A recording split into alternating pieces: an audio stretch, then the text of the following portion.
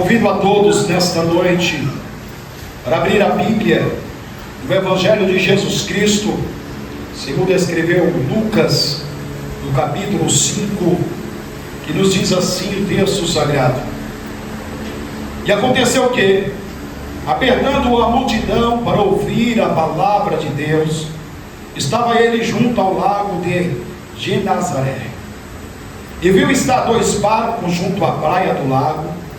Os pescadores haviam descido deles, estavam lavando as redes. E entrando num dos barcos, que era o de Simão, pediu que eu afastasse um pouco da terra. E assentando-se, ensinava do barco a multidão. E quando acabou de falar, disse Simão: Faze ao mar alto e lança as vossas redes para pescar. E respondendo Simão, disse-lhe: Mestre, havendo trabalhado toda a noite, nada apanhamos, mas porque mandas, lançarei a rede. Amém? Amém. Podem se assentar. Glória a Jesus.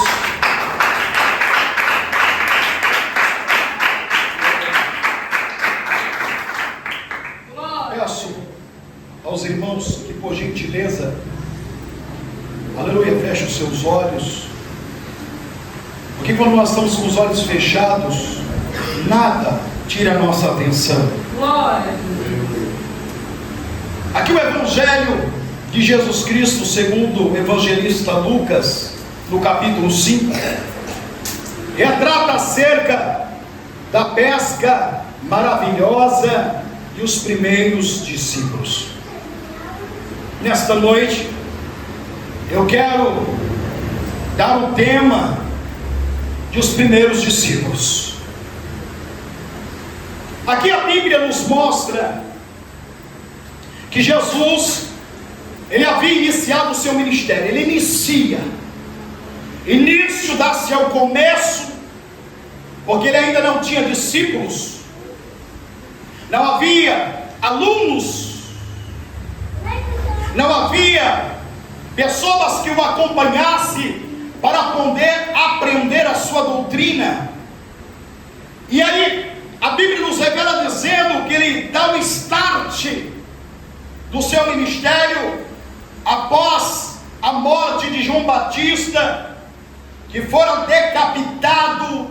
E todos nós conhecemos que João Batista era primo de Jesus, e que ele foi escolhido pelo próprio Deus, pois a sua mãe não poderia gerar filhos, e Deus deu a ela este filho para que preparasse o caminho para que Cristo pudesse adentrar. Todos nós sabemos então que Cristo ficou muito angustiado, perturbou-se em espírito quando soube da morte de João Batista, mesmo sabendo que aquilo devia se cumprir. Nunca foi e nunca é da vontade de Deus que um homem, que uma mulher morra. Embora a Bíblia fala que a morte do justo é preciosa aos olhos do Senhor, mas no plano original de Deus não era assim. Deus criou o homem para viver eternamente em comunhão com Deus. Ora, quando nós sabemos, aleluia, acerca disso, dar o start então do ministério de Jesus, e agora ele começa, aleluia, a pregar o reino dos céus. Diz a história que não bastou, aleluia, muito tempo para que multidões pudessem o acompanhar, cercá-lo, para poder aprender de Jesus, porque como sempre eu tenho dito, aleluia, aquele que prega Cristo, ele sempre tem uma palavra de ensinamento para dar, ele sempre tem uma palavra de esperança para transmitir, ele tem, aleluia, capacitação do Espírito de Deus para utilizar os dons de curar, o dom de profetizar e o dom da palavra da ciência que nós aprendemos na quarta-feira, que é o dom da revelação, trazer a lume, aleluia, o que está acontecendo, uma certa situação na vida da pessoa, ou até mesmo o que está dentro do coração da pessoa. Ora, Jesus então, com este intuito, aleluia, estava, aleluia, acarretando multidões. A Bíblia então nos revela dizendo que neste ato, Jesus agora, ele se encontra de uma maneira, aleluia, Jesus acurralado, a ponto, aleluia, Jesus, porque todos queriam tocar no mestre, devido aos grandes sinais e prodígio que acontecia por meio dele. Então a Bíblia diz, aleluia, que Jesus está à margem do rio, aleluia, conhecido como o Mar de Tibérias, conhecido também como o Mar da Galileia. Este mar, aleluia, porque tinha uma grande extensão de 21 quilômetros por 12 quilômetros de largura. Diz a história então que Jesus observa dois barcos que acabaram de ser atracados, cujos pescadores acabaram de descer e estavam lavando as redes. Aleluia, Jesus então sobe dentro de um barco, aleluia, Jesus que é de Pedro, conhecido como Simão,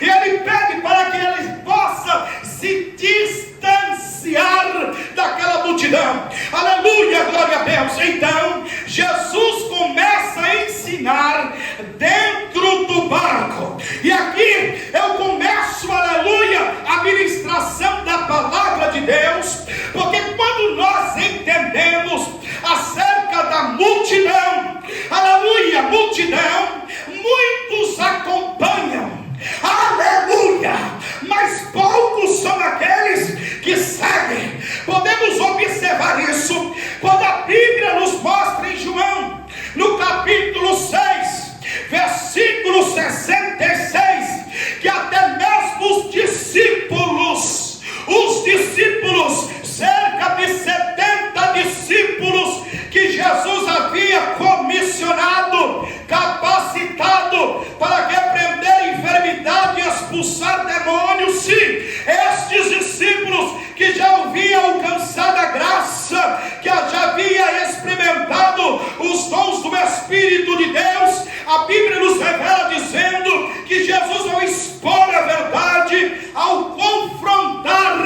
aleluia, o pecado deles, eles abandonam Jesus, eles deixam Jesus e eles vão embora para nunca mais voltar, a ponto dos apóstolos ficarem preocupados e dizer: mestre, quem vai suportar este tipo de doutrina? E Jesus, olhando para ele, disse: o que vocês estão fazendo aqui?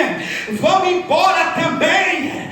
Aleluia, glória a Deus. Eu não preciso de vocês. Se não quer ficar, não é obrigado, porque aqui eu vim pregar a verdade do Evangelho, eu vim pregar o reino dos céus, que é necessário o homem despojar da velha criatura e vestir da nova criatura. Então aqui nós podemos observar que também a multidão foi embora, deixou Jesus por causa daquela pregação. Ora, se os discípulos que tinham contato com o mestre, que já havia visto milagres e prodígio, e que experimentaram a graça e o poder do Espírito, abandonaram Jesus, nos mostra que a matemática de Deus, ela é verdadeira, quando diz, aleluia, que havia 10 loucas, aleluia, 50% subiu e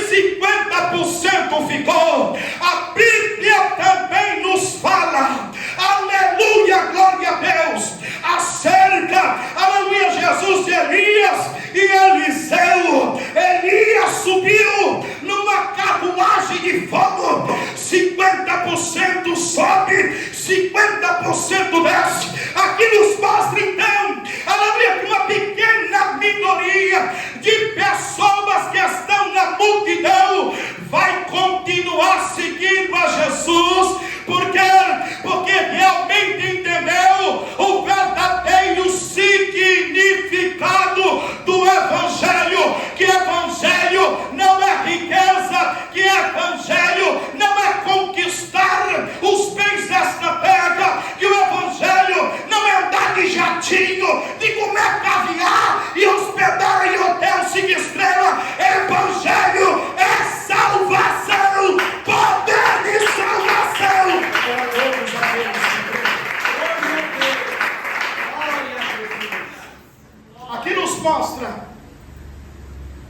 a verdadeira característica daqueles que estão na multidão.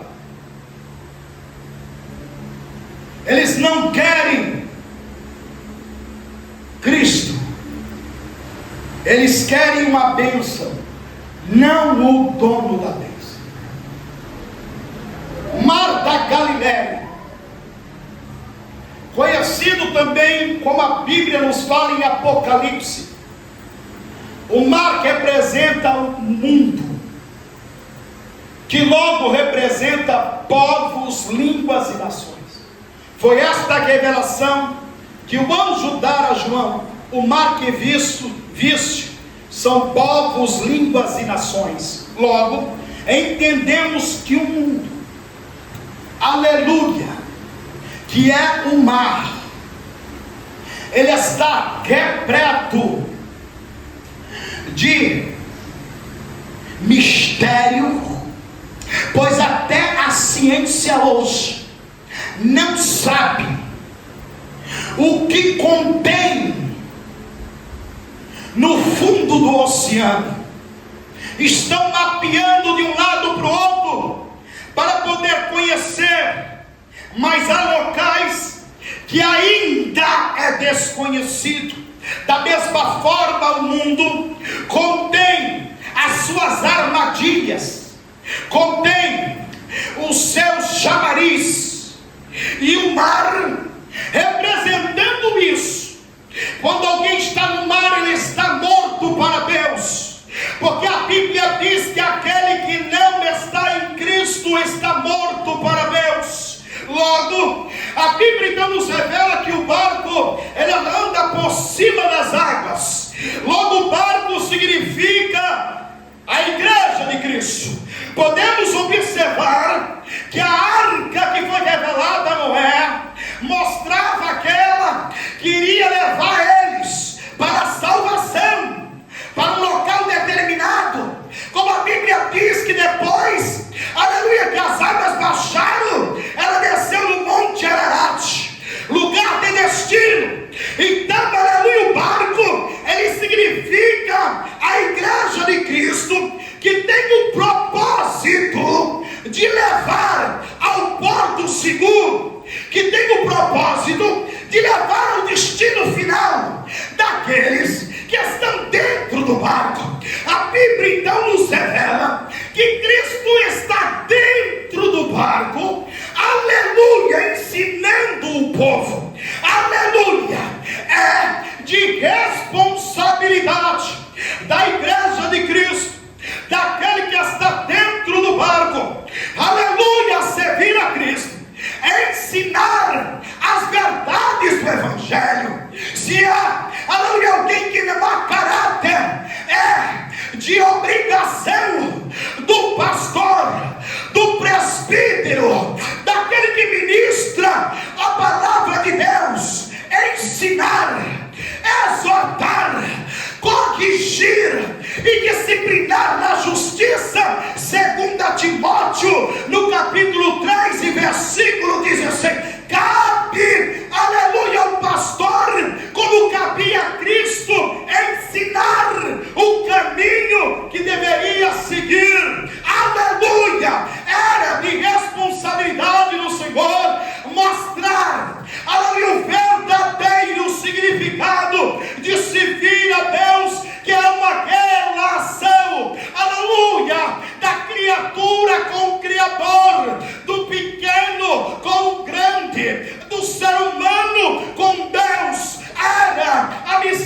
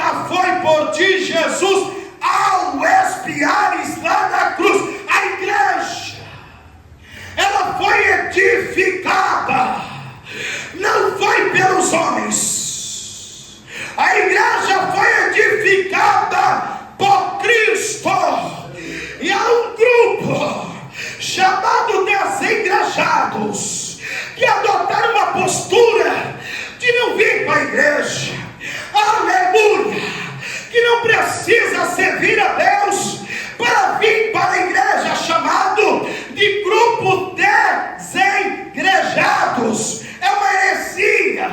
Aleluia, por quê? Porque, aleluia, a Bíblia nos revela dizendo que Cristo edificou a igreja para que pudesse ter um ajuntamento, aleluia, de membros, de pessoas novas convertidas, daqueles que, aleluia, através do testemunho, viesse aceitar a Jesus como Salvador de sua vida. O papel principal da igreja de Cristo é levar adiante aquilo que Cristo iniciou, que os apóstolos dão continuidade, e que a igreja, que um alto preço pagou, derramando o seu sangue para transmitir a palavra que salva, a palavra que cura, a palavra que transforma, a palavra que batiza no Espírito Santo e que leva para o céu.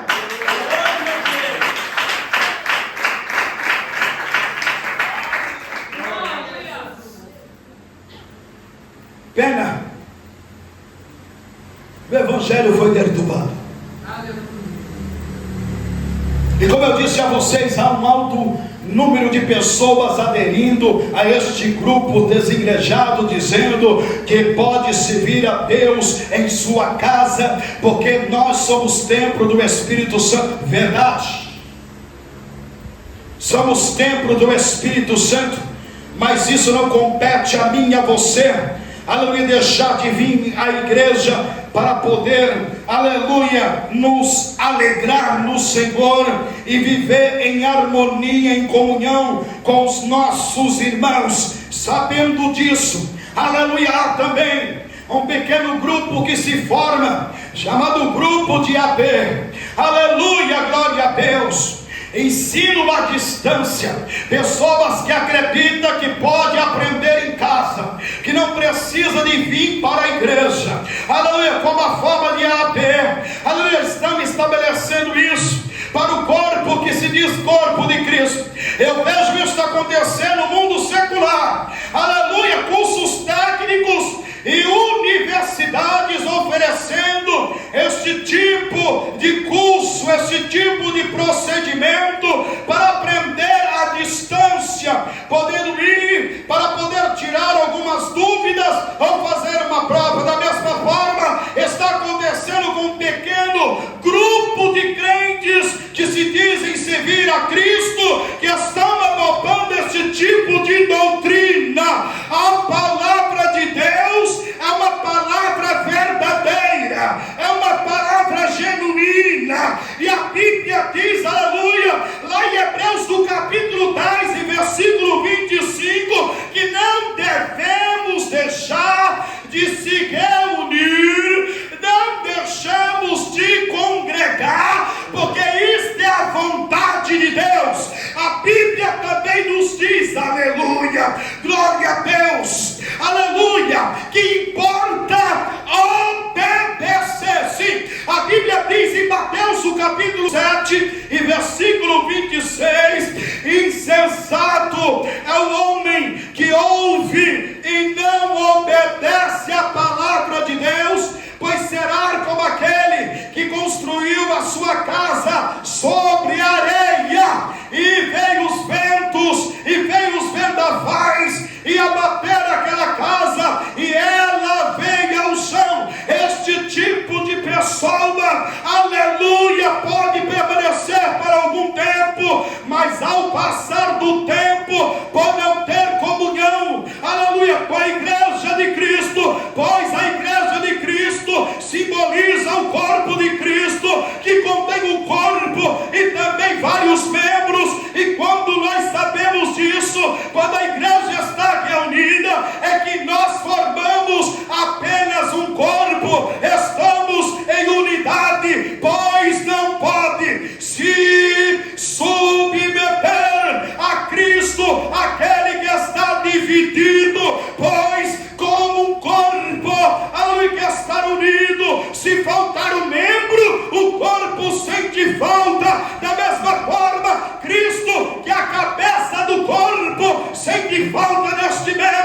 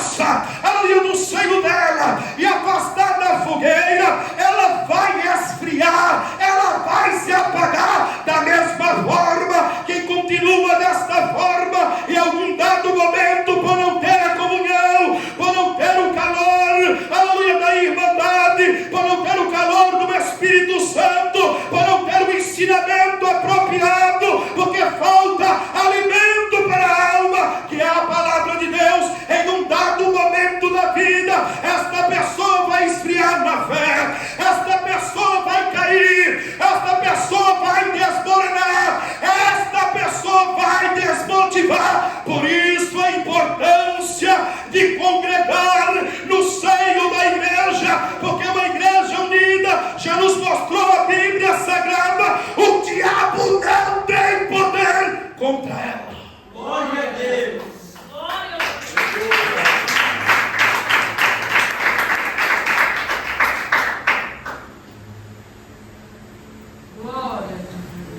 Igreja significa um lugar onde você aprende.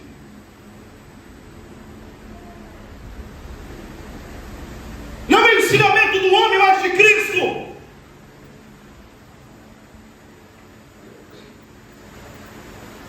É por meio da igreja que nós aprendemos de Cristo, na revelação da sua palavra. E por meio disso obedecemos a Ele para alcançarmos a promessa, para alcançarmos o destino final, para alcançarmos o porto seguro. É por meio disso, aleluia, glória a Deus, nesses 36 anos que eu tenho vivido, aleluia, na obra do Senhor, eu tenho observado que muitos caíram neste laço, pessoas que começaram bem e terminaram mal. Por quê? Porque estavam dentro do barco, aleluia, glória a Deus, receberam o chamado, aleluia, para a salvação, permaneceram por algum tempo e não deram andamento, e desceram a sepultura sem salvação. Eu vi muitas pessoas, aleluia, que cometeram o mesmo erro, aleluia, porque se entristeceu, aleluia, com o obreiro, com a obreira, com a esposa do pastor, com até mesmo o pastor, e decidiu ficar em casa. Aleluia, lugar de crente não é em casa, lugar de crente é dentro da igreja, aquecendo-se através do Espírito Santo e recebendo a palavra para a sua alma.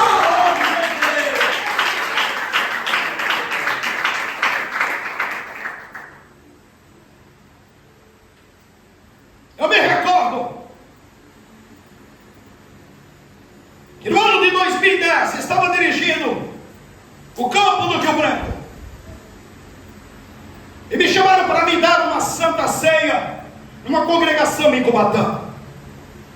Eu era responsável para a área continental, mas fui dar a santa ceia na Vila São José. E depois que eu terminei o culto de santa ceia,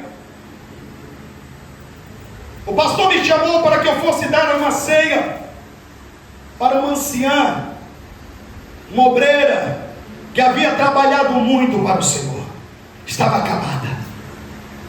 Há muito tempo não via aquela irmã, e devido à nossa correria do trabalho e também o ministério, acabei me esquecendo dela, mas ela fez parte da minha meninice e da minha adolescência como jovem. Uma mulher que não sabia ler, negra, cor de carvão, mas era uma mulher cheia do Espírito Santo.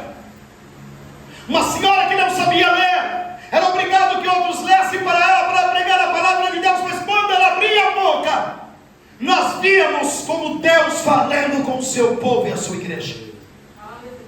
E quando eu cheguei para dar a santa ceia a ela estava dentro de um quarto acamada, não podia levantar nem mais para a igreja.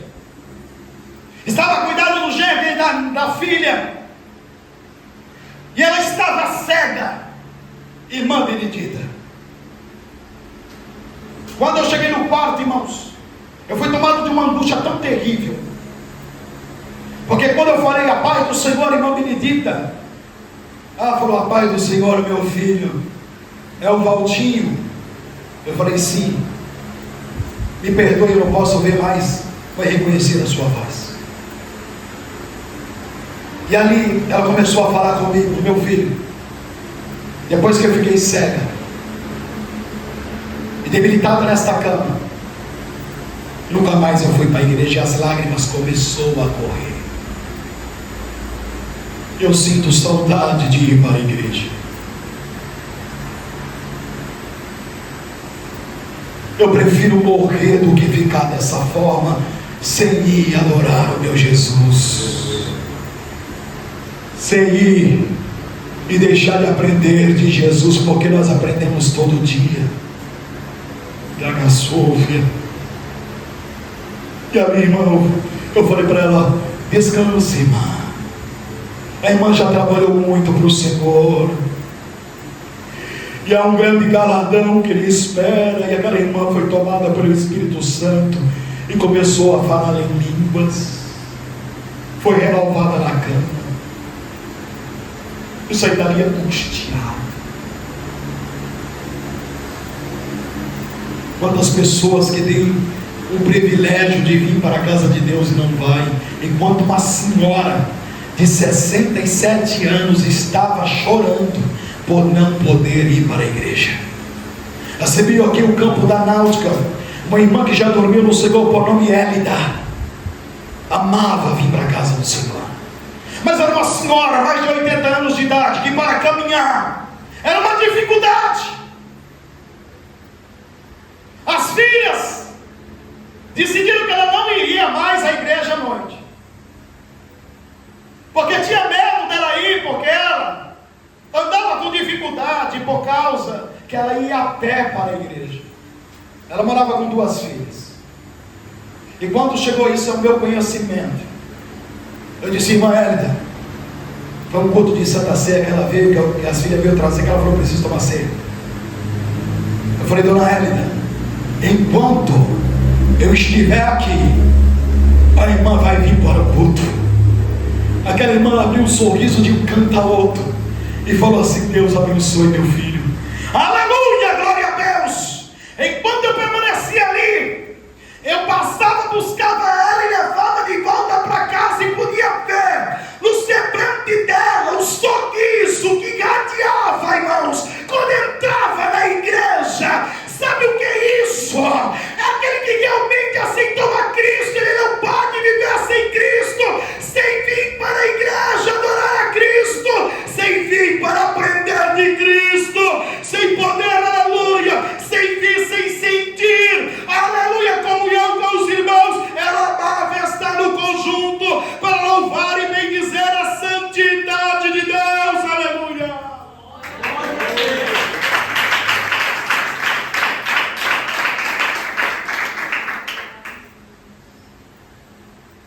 Pessoas, por causa disso, Cristo está ensinando e sabendo que naqueles corações havia pessoas de todo tipo, pessoas que creriam no Evangelho, que o seguiriam e não abandonariam, mas que outros só iam acompanhar ele por um momento,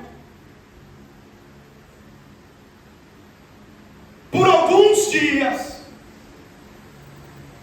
Embora a obra de curar enfermidades físicas ele fazia, embora ele expulsando demônios na área espiritual, ainda assim não foi o bastante para convencer aquele povo para seguir a Cristo, para mostrar que Deus pode abençoar uma pessoa a vida toda dentro da igreja, mas isso não garante que ele e ela herdará a salvação eterna, porque a Bíblia é clara, diz em Mateus 7:21, nem todos que dizem Senhor, Senhor herdarão o reino do céu, mas somente aquele que faz a vontade do meu Pai que está no céu. É necessário fazer a vontade do Pai, é necessário obedecer a palavra de Deus, é necessário colocar em prática aquilo que aprendeu. Não basta ouvir e não colocar em prática, é insensato. Mas bem-aventurado os que ouvem, os que praticam, porque eles herdarão a vida eterna.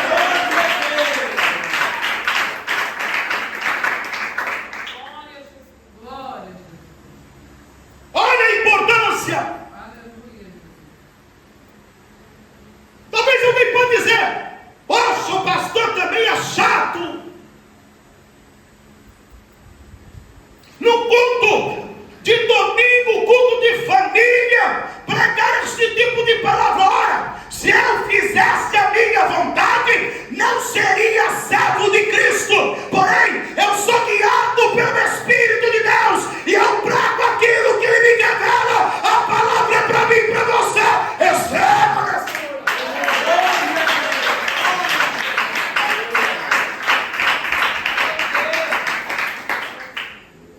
Muitos querem uma palavra suave. Então aqui não é lugar. Vocês caçam de engano? Vocês gostam que engane vocês? Vocês gostam que passe a mão no ego de vocês? Que passe a mão no ego de vocês? Aqui não é o lugar. Endereço errado. Aleluia! Porque aqui eu não vou pregar. Aleluia, Jesus. Que Jesus vai dar a chave de carro para você. Eu não vou pregar que você vai ser um empresário de sucesso, não. Mas eu garanto a você que se você se submeter a Cristo e ser praticante da palavra, você terá uma mansão lá no céu.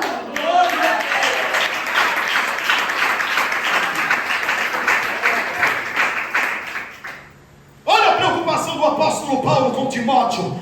Em 1 Timóteo, no capítulo de número 4 e versículo 16, ele diz assim: tem cuidado de ti e da doutrina. Ó, o ensinamento da palavra. Tem cuidado de ti e do ensinamento da palavra, porque você perseverando isto, te salvará a ti mesmo e aos que te ouvem. Escute, eu não estou aqui para enganar vocês, para que quando chegar o dia de vocês, porque cada um de nós temos um dia marcado por Deus. Pode ser que nós alcançamos um arrebatamento. Eu creio nisso. Paulo morreu crendo nisso. Mas se não alcançar, cada um de nós já tem um dia marcado, selado por Deus. O último suspiro, onde você vai ver pela última vez, vai falar pela última vez, terá pensamento pela última vez. E quando isso acontecer, eu não quero ter responsabilidade na perca da salvação de vocês. Pelo contrário, eu quero ter o regozijo, a alegria de quando você partir, os anjos de Deus estão ao teu lado, dizendo: Maria, João, vou te levar agora para a mansão celestial.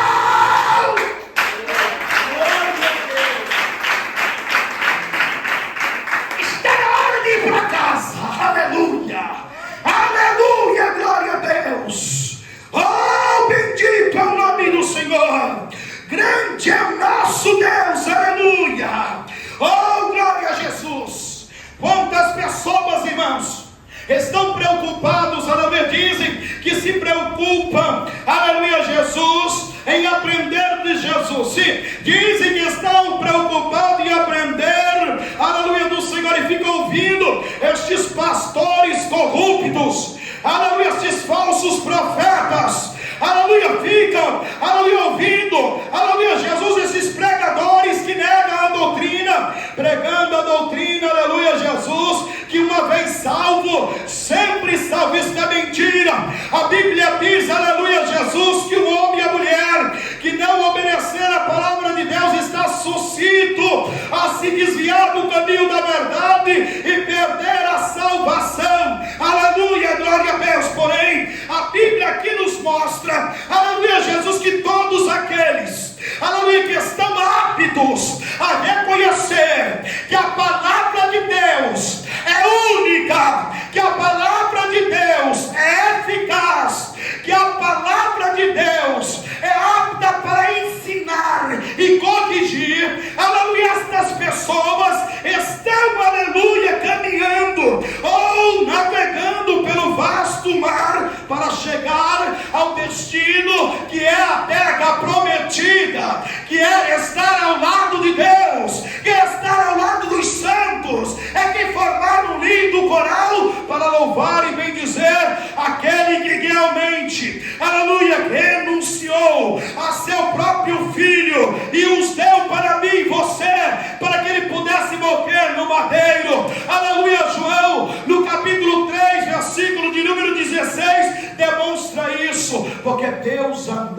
mundo de tal maneira que deu o seu Filho, para que todo aquele que nele crê não pereça, mas tenha a vida eterna. Glória a Deus. Aleluia, Jesus.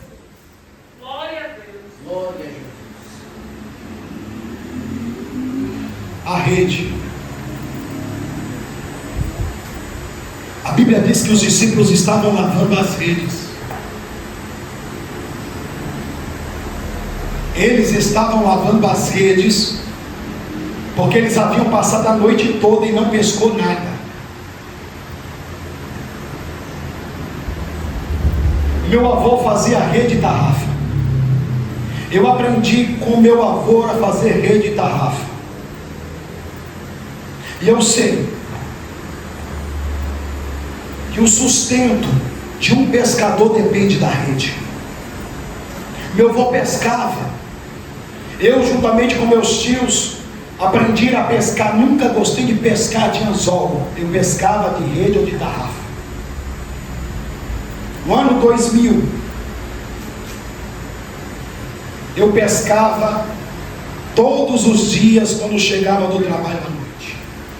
Por quê?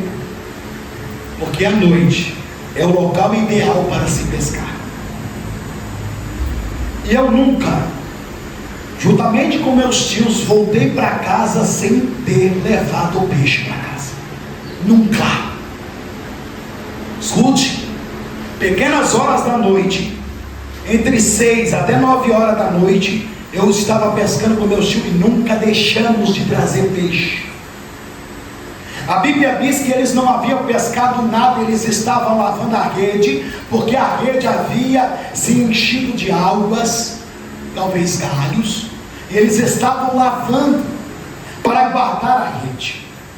A rede espiritualmente significa para o cristão uma ferramenta de trabalho, talentos que o Senhor deu a cada um para exercer na obra de Deus. Eu não estou falando dons, estou falando talentos para exercer na obra de Deus. Também dons espirituais para exercer na obra de Deus, porque os dons foi dado para edificação da igreja, como nós aprendemos na quarta-feira, que há 9 dons: o dom da palavra da sabedoria, o dom da palavra da ciência, o dom de profecia, os dons de curar, os dons de maravilha, os dons de variedade de língua, o dom de interpretação de língua, o dom da fé, o dom de discernimento de espírito e o dom de profecia. Todos estes foi dado como rede para crente. O que nós temos observado é que muitos têm sido negligentes como a rede que o Senhor lhe deu.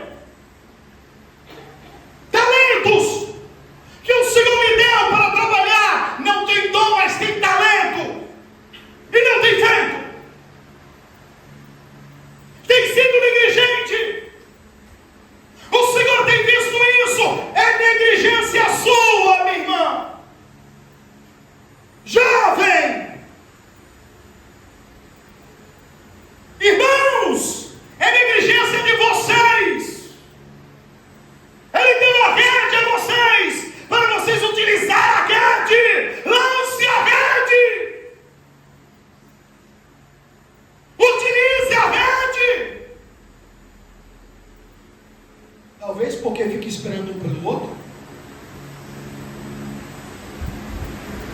Ah, fulano faz, Beltrano faz. Escute, você não está trabalhando para mim, não. Você não está trabalhando para os obreiros e para a obreira, não. Você não está trabalhando para a igreja, não. Você está trabalhando para o dono da obra, e o dono da obra é Cristo. O salmista chegou a dizer: o zelo da tua casa me consome, Senhor. Olha só,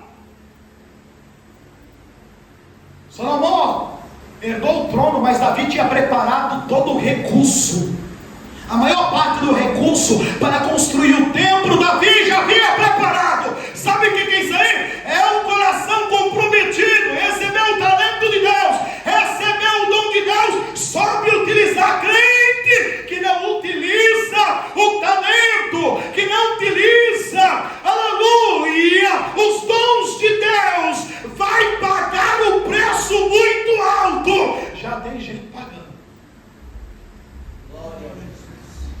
Já tem gente pagando. Enquanto não se arrepender, enquanto não se humilhar, enquanto não se colocar na posição, enquanto não dizer assim, mas vem aqui agora, eu estou para tudo, enquanto não arregaçar as mangas, só vai piorar. Você acha que essa mensagem é minha? Essa mensagem é profética, é dele. Ai de mim se não me entregar. Tem gente que vai acabar indo para o leito por causa disso. Deus deu. Tem gente que pediu e Deus deu e usa. Pior, aleluia, é para estes. Porque quem não pediu, Deus deu, Deus vai cobrar. E aquele que pediu e Deus deu e não usa, aleluia, pior ainda. Aleluia, glória a Deus. Então aqui a Bíblia nos demonstra, aleluia, Jesus em 1 Coríntios 14:12, que os dons do Espírito Santo não é para ficar com você, minha querida, não é para ficar com você, meu querido, não é para ficar com você, moça e moça. O dom do Espírito Santo é para ser utilizado para a edificação da igreja de Cristo.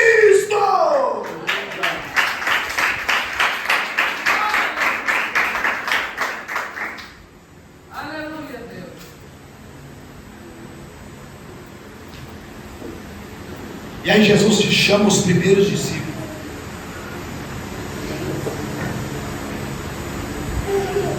Pedro, André, seu irmão, Tiago e João, que estavam no outro barco.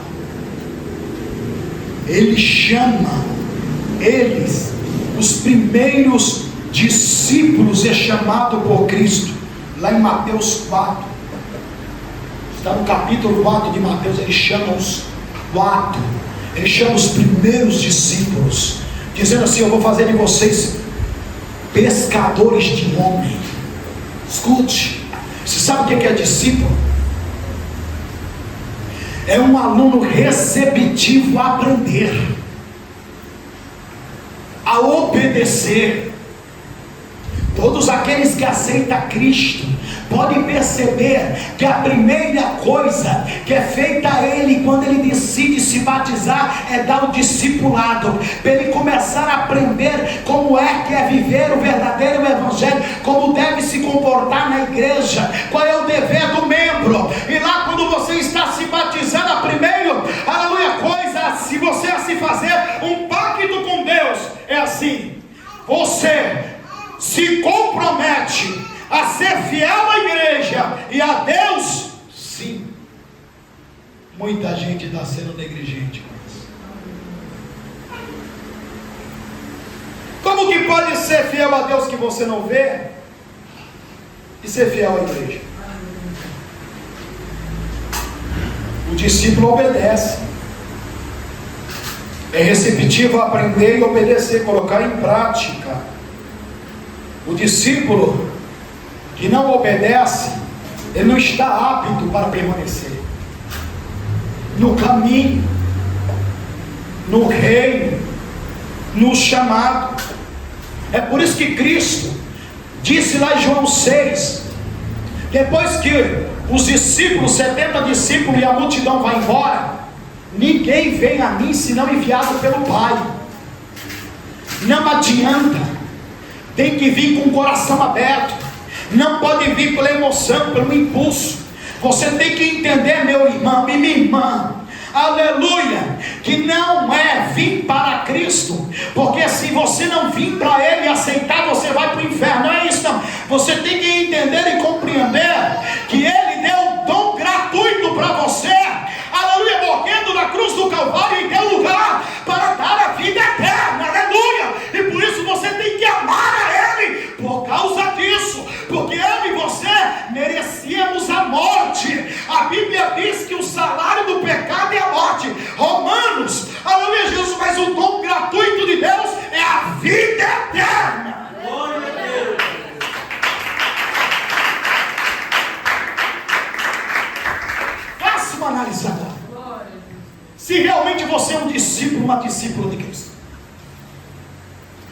observando os seguintes aspectos: como você tem tratado o mundo e as coisas que no mundo há, e como você tem tratado as coisas de Deus.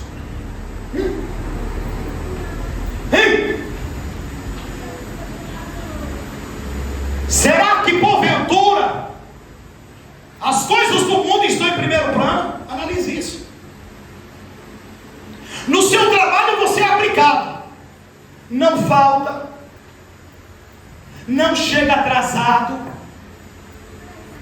cumpre com as suas tarefas, não delega para os outros fazer aquilo que é para você fazer. Não, sempre certinho, certinha. Mas pela causa de Deus, você é totalmente o oposto. E aí? Me diz, para a coisa do mundo, um exemplo. Para a causa do mestre, uma negação. Então, aqui é a primeira característica que invalida você de ser discípulo de Cristo. No trabalho tem pavor de chegar atrasado. Na casa de Deus, não liga para o horário. Sempre tem uma desculpa para vir para a igreja. No trabalho vai se arrastando, doente. Para levantar até a esposa ajuda. A esposa fala: não vai. Não, eu tenho um compromisso. Não vai. Tem um projeto lá. Não vai. Há pessoas que dependem de mim. Mas para a igreja é tanta desculpa. Ah, não, eu vou outro dia. Hoje eu estou cansado. Hoje eu estou gripado. Hoje eu estou com dor de cabeça. Hoje eu estou com febre. É tanta enfermidade. Aleluia, glória a Deus. Aleluia, glória a Deus. Aleluia. A Bíblia diz que Jesus estava cansado a ponto de dormir na polpa do barco. Por quê? Porque a Bíblia diz que como homem ele sentia cansaço. A Bíblia diz que como homem sentia fome, como homem sentia sede, mas ele não tinha um lugar onde reclinar a cabeça. Por quê? Porque estava comprometido com o Pai, mesmo sendo filho de Deus. Ele não usurpou ser igual a Deus, não, pelo contrário, ele se submeteu. 2:8 de Filipenses: mesmo estando em forma de homem, foi obediente, e obediente até a morte, e morte de cruz. Ele foi obediente. Quanto mais eu e você, crente, para de colocar desculpa no cansaço, para de colocar desculpa no desânimo. O desânimo é fruto daquilo que você não tem colaborado para que Deus venha fazer uma mudança em tua vida. Se levanta enquanto há tempo, e me perdoe dizer, toma vergonha na cara e vem servir a Jesus, porque Ele merece o melhor de você.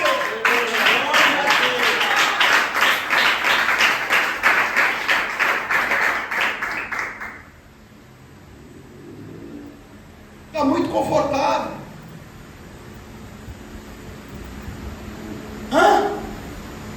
Para Jesus a cruz, e para nós só levantou a mão, está salvo. Está muito confortável isso.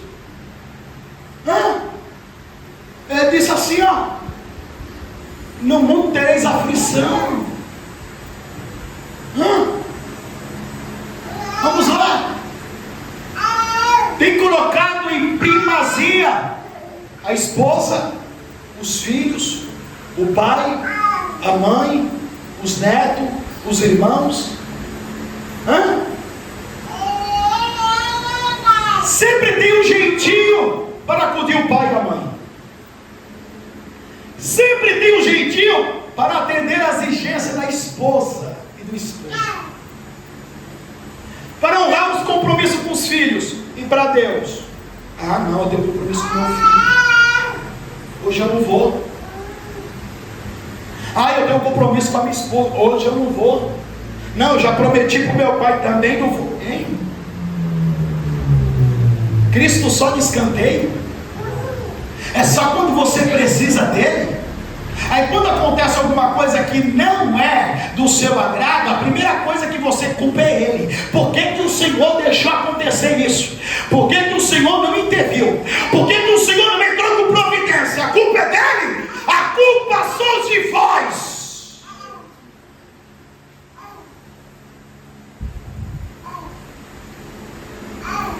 Jesus disse: o que o homem tem de se reclamar a não ser dos seus pecados?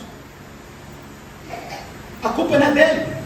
Mateus 10:37, Jesus diz: aquele que amar pai e mãe, filhos e filhas, mais do que a mim, não é digno de mim.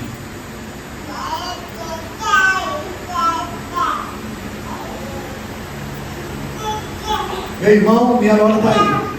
Se chegar alguém em casa lá, hoje é dia de culto. Se vir, vai vir comigo. Se não for, eu estou indo embora. Está aí, eles não deixam de ir. Ele já sabe, já fala assim: você vai para o culto de manhã. Eu já estou indo embora. Meu pai é a mesma coisa, a minha mãe é a mesma. Compromisso com o reino. Quando eu assumi o compromisso com Cristo, eu assumi o compromisso para honrar a Ele. E eu vou honrar a Ele pela graça dele até o fim. Porque Ele me chamou para isso. E Ele tem chamado a você para isso. Para uma vida de renúncia. Lucas 9:23. Aquele que quiser vir após mim, negue a si mesmo, tome a sua cruz a cada dia e me segue. Aleluia. Quem quiser seguir a Cristo tem que negar a si mesmo. Os seus desejos, a sua vontade. Se quiser alcançar a promessa, é necessário obedecer, irmãos. Jesus acaba de pregar. Acabou de pregar Jesus. Encostou Pedro de novo. Jesus desceu no barco. Jesus disse para Pedro: Pedro, lança-te ao mar alto.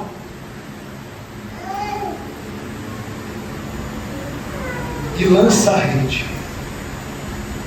Ele estava dizendo que era para ele ir por meio do mar.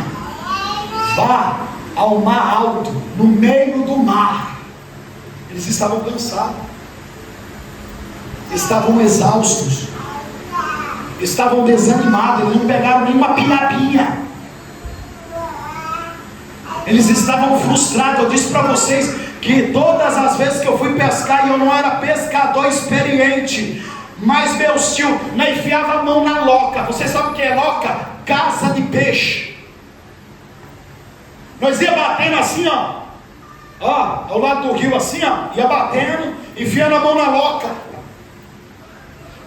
e os peixes corriam para dentro da rede. Não éramos pescadores experientes, e nós sempre levamos peixes. Eles estão desanimados, irmãos. Quantos crentes estão desanimados porque têm lançado a rede e não têm visto frutos? Estou cansado, pastor. Eu tenho visto isso muito nesses 36 anos. Eu tenho feito, não tenho reconhecimento. Eu tenho feito, não tenho visto resultado. Escute, você está fazendo para quem, rapaz? Porventura é para homem? É para mulher? É para alguém ver? Você está fazendo para Deus, e todos aqueles que fazem para Deus não ficam sem recompensa. Pode não perceber agora, mas quando chegar lá na glória, Ele vai te dar a recompensa.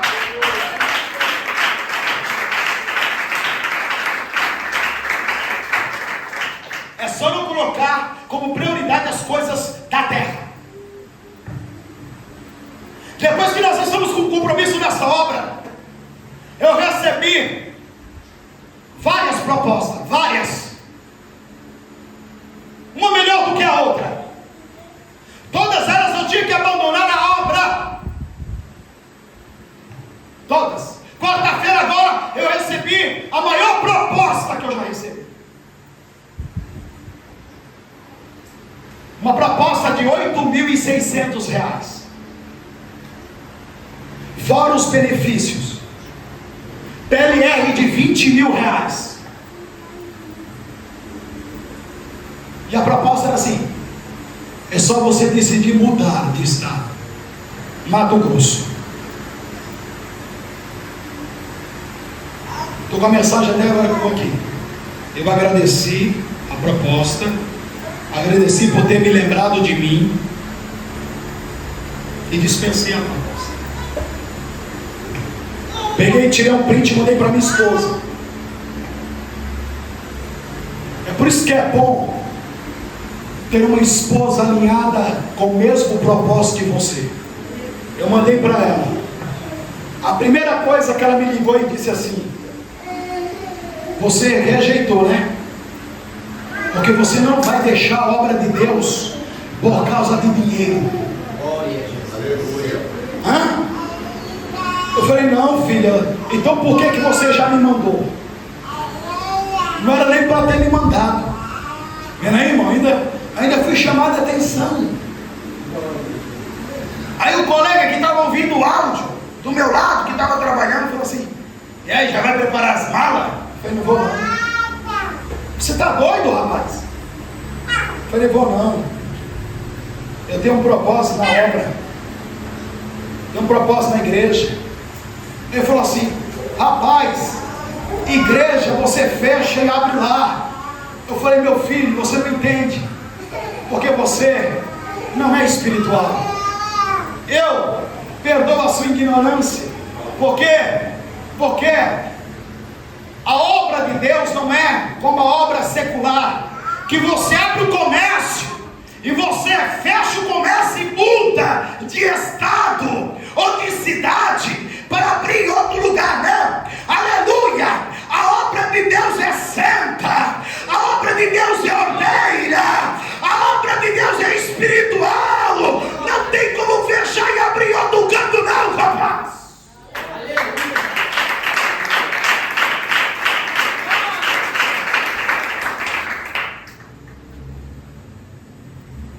E não falo isso para vocês para me exaltar, não. Eu seria um tolo. Eu seria o mais miserável dos homens se porventura trocasse o meu Jesus por uma oportunidade melhor de trabalho. Sabe por quê?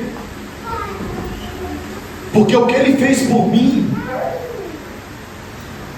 Jean, o que ele fez por mim, Nice, o que fez por mim, igreja do Senhor, ninguém faria. Glória a Deus. Tomar o meu lugar para ser debochado, chicoteado e sentenciado à morte, ninguém. Mas ele, pelo contrário, chegou a dizer: não há amor maior do que dar a vida pelos seus amigos. Aleluia. Renúncia é abrir mão de interesses pessoais e egoístas em prol de algo maior. Primeiro exemplo de renúncia nós encontramos em Jesus. 15:13, ele deixou o resplendor de sua glória para vir aqui morrer em nosso lugar. O texto que nós lemos hoje na abertura de culto, Romanos 8:32, porque nem mesmo Deus poupou ao seu Filho para morrer por nós pecadores. Segundo, o próprio Deus, ele renunciou no Filho por um momento para vir aqui sofrer. Nem o Pai quer ver o Filho sofrer. E Deus Pai teve que vir isso tudo, ele ser debochado, cuspido na cara, ser esbofeteado,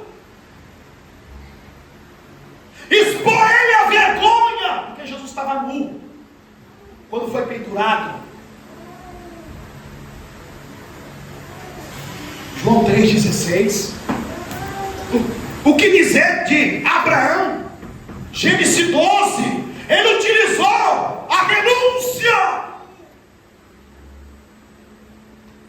Sai da tua terra, da tua parentela, da casa do teu pai, e vai para uma terra onde eu vou te mostrar. Está aqui, ó. Homens que utilizaram da renúncia. José, Gênesis 37, 28. Com 17 anos foi vendido como escravo pelos seus irmãos. Passou 13 anos sofrendo até cair dentro de uma prisão. Mas não negou a fé, não se corrompeu, não se deitou com uma mulher, a mulher de Potifar, para não pecar contra Deus. Ele tinha todos os motivos para fazer isso, porque a vida dele ia de mal a pior. Não é como você, crente, que Deus tem usado de muitas vezes de misericórdia, dando livramento de morte, de enfermidades, de abrindo porta. Isso não é garantia de salvação. Eu já falei para vocês aqui, a multidão tinha pessoas que eram abençoadas por Cristo e não negou a salvação. José tinha tudo para poder negar a fé dele. 13 anos sofrendo, não negou. O resultado disso, de ser fiel, de não negociar o seu caráter, a sua fidelidade, é tornar governador do Egito. O que fará mais? Moisés. A Bíblia diz lá em Hebreus, olha que lindo, Hebreus 24, 25. Olha o que diz a palavra de Deus. Pela fé Moisés, sendo já grande, recusou ser chamado filho da filha de Faraó, escolhendo antes ser maltratado com o povo de Deus, do que por um pouco de tempo ter o gozo do pecado. Olha aqui, vocês estão observando o que eu estou dizendo para vocês? Renúncia. Ele foi criado como um palaciano, cheio de mordomia, como príncipe do Egito. Mas quando adulto, quando soube a história do seu povo, como soube a história e o sofrimento do seu povo, ele renuncia e vai viver com os hebreus, para ser maltratado como eles, humilhado como eles, para comer ração como eles. Por quê? Preferiu isso do que a ter a luxúria, a riqueza, a mordomia e viver no pecado. É a palavra. O que dizer de Pedro e André?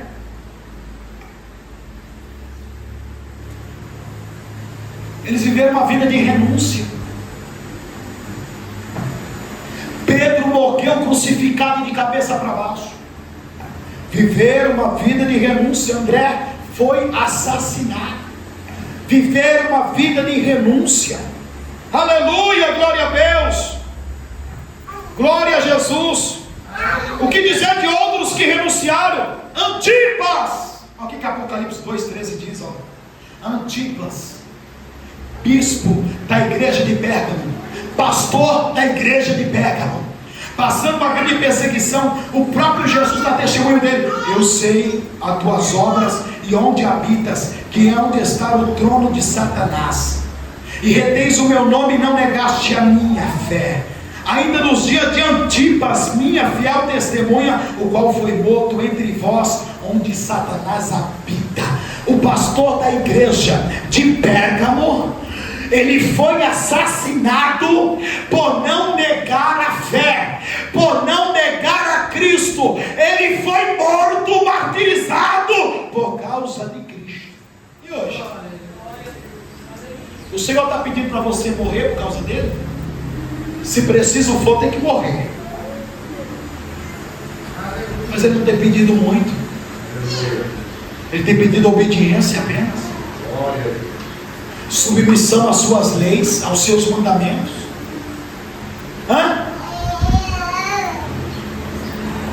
A igreja primitiva, irmãos, era lançada às feras, era acendido como tochas humanas, para poder iluminar o quintal de Nero. É isso que Cristo está pedindo para vocês? Vamos lá? A Bíblia fala que estes homens morreram e padeceram por causa da sua fé, por causa da obediência à palavra. O que dizer então de Policarpo? Policarpo era pastor da igreja de Esmirna.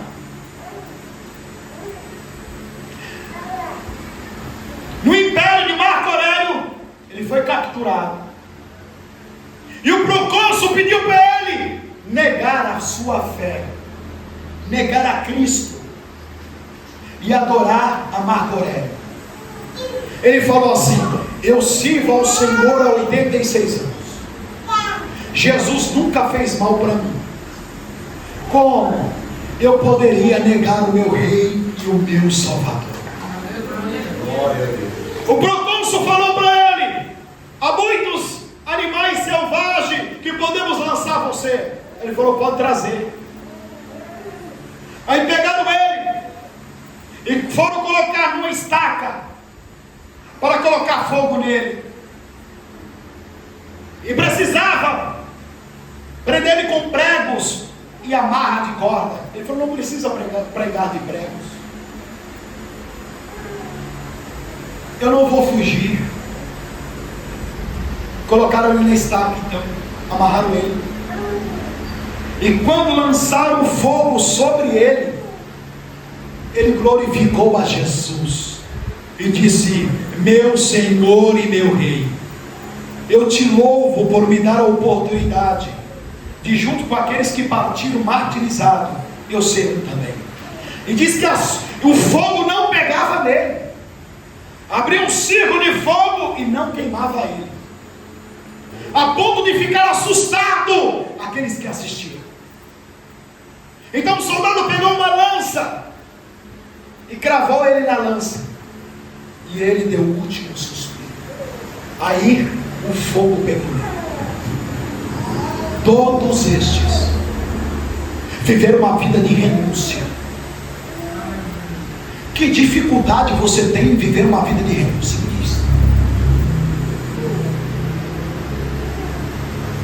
Pois esta mesma dificuldade é que te vai levar para a condenação eterna.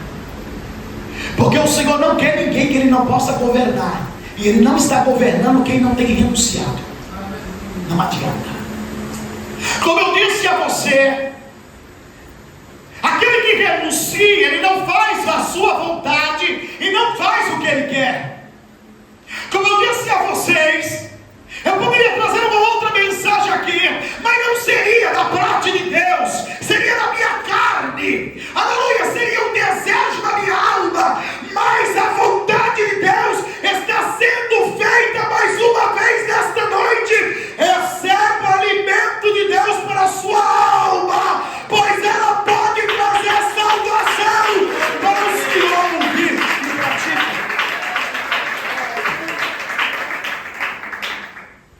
Amém? Amém. Essa análise vai ficar com vocês aí, eu não quero saber.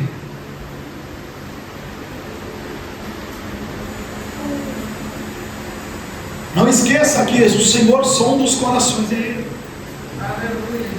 E ninguém mais. Que o Senhor possa cada vez mais continuar falando em vossos corações.